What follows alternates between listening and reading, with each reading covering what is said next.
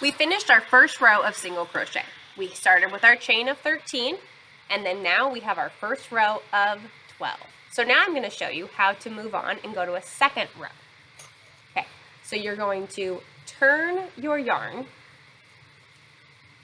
So now we're on the back side of that row of single crochet. So when you're looking at this back side, you can only see the top loop of that single crochet stitch. But if you flip over to the front, you can see that there are two loops. So this is what's called, you have your back loop and your front loop from this side, but if you look on the other side, it's reversed. So you would have, this would be our front loop, and then, yarn is slippery. So our front loop and our back loop. So you can crochet through either your front loop, your back loop, or both. For right now, I'm going to show you how to do it by going through both. So when you finish a row, looks like this. Whoops. Looks like this. Then you are going to turn your project. So I still have my long tail to start with, but as your project goes, you'll get farther from that tail. So I'm going to turn my project like this. And then I am going to do one chain. Just like that. And what that does is it gives me that first stitch, which is the last stitch I did on my last row, is going to allow me to work in that one. Because remember, you can't go into that one that you just did because it'll just take it off. It'll like undo the stitch. So now what I'm going to do is I have this space here.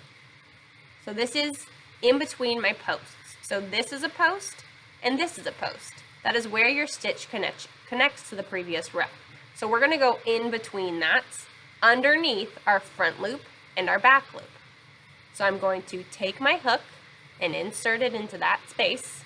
See, and if you're looking at it from down below, you can see it looks like a fishtail, but I'm in between both of those. If I only went into one, I'd only have that one loop on my hook, not counting the chain one.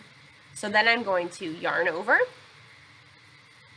and pull through that space, and then yarn over and pull through both loops.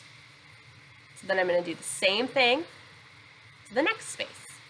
So yarn over, pull through that space, yarn over, pull through both, whoops, through both loops on your hook. So into that space, yarn over, oops.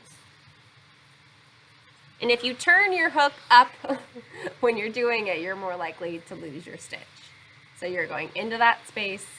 You keep your hook parallel to your project, you're less likely to lose that stitch.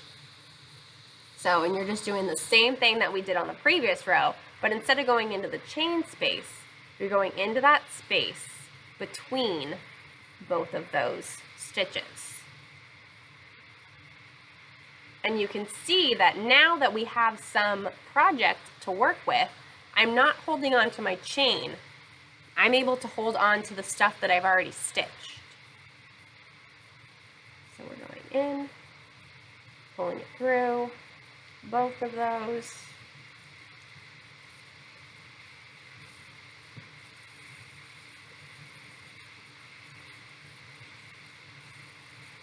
And when you're starting, it's great to go slow because then you're less likely to miss stitches and you're less likely to drop loops, which isn't going to give you a single crochet, it's going to give you a slip stitch. So there's my last one and finishing it off. So it's always a good idea, especially when you're starting out, to count how many stitches you have when you finish a row. I should have 12. So I'm going to count 1, 2, 3, 4, 5, 6, 7, 8, 9, 10, 11, 12. This is not a stitch. This was that chain. So that does not count as a stitch. But But as you can already see, even though we only have 2 rows, my rows are going to be nice and tight, or nice and straight. They're not too terribly tight. And if you use a bigger hook, you will have more space in between them.